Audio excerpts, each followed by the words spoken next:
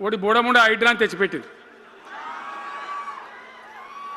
దానికి ఆ హైడ్రాకు ఆ పిసిసి ప్రెసిడెంట్ అని ఉంటాడు ఆయన, కాంగ్రెస్ కమిటీ అధ్యక్షుడు, ఆయన నిజామాబాద్లో పోయి చెప్తుండు, హైదరాబాద్లో హైడ్రా, నిజామాబాద్ కూడా తెత్తాం బిడ్డ, నిజామాబాద్లో నిడ్రా, రేపు జగిత్యాలలో కూడా జిడ్రా అంటాడు. ఇక అంటే ఏం కావాలి? మొత్తం పేదల కొంపలన్నీ కూల్చుడేనా? కేసీఆర్ రాజ్యానికి వచ్చినప్పుడు 3.5 లక్షల మందికి పేదలు ఎక్కడ ఉన్నారో అక్కడనే పట్టాలు ఇచ్చినాం. వాళ్ళని ఆగం చేయకుండా పాపం గరీబోళ్ళు 3.5 లక్షల కుటుంబాలకు హైదరాబాదు చుట్టుపక్కల వేరే పట్టణాల్లో కూడా పట్టాలు ఇచ్చిన వాళ్ళని బతకనిచ్చినాం.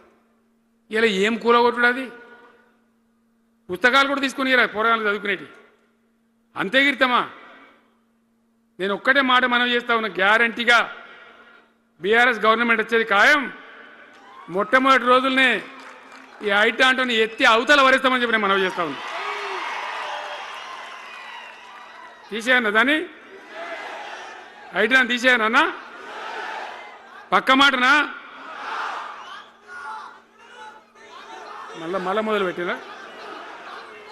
మొదలు పెట్టిరా, ఇక జరాగు 5 నిమిషాలు అది అయిపోతుంది.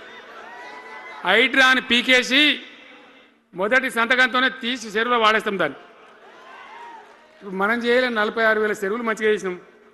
ఏమన్నా గుడిసె కూడా కొలగొచ్చామా? ఇల్లు కూడా వచ్చామా? ఇదేమి ఇచ్చేంతరం నాకు అర్థం కాదు. మూసి అని దాని ఎంబడి వాడారు, దానికి ఆడ గరీబులు ఉంటారు పాపం. మూసి ఎంబడిన గరీబులను వాళ్ళని ఏమి ఏడిపించుడు? పొద్దున్న లేతే వాళ్ళు నిద్రపోకుండా, వాళ్ళ కంటి మీద కొనుక్కు లేకుండా, అది ఎవడు చేసే ప్రాజెక్ట్ అయ్యేది కాదు, పీకేది అవుతుందా? 15,000 ఇల్లు కూడా కొడతారట. ధర్మమేనా అది? ఈ రకంగా ఒకటి పనికి మాలిన హైడ్రా తెచ్చి మూసి అది చెయ్యాలి, మూసి మంచిగా చేయాల్సిందే బద్దనేవాడు అన్నాడు. అన్ని వేల ఇల్లు కూడా కొట్టడం ఎందుకు నాకు అర్థం కాదు. అలా ఏం లేదు, భూములు కబ్జా పెట్టే రియల్ ఎస్టేట్ దందా తప్ప దాంట్లో ఏం లేదు. మూసి ప్రజల కోసం కాదు, నగర ప్రజల కోసం కాదు, ఈజీగా చేయగలిగిన దాన్ని, మామూలుగా చేయగలిగిన దాన్ని నాశనం బట్టి దాన్ని కథం పడతా ఉన్నా. ఏది చూసినా కూడా ఒక రకమైన దోపిడీ, ఒక రకమైనటువంటి గుండాగిరి.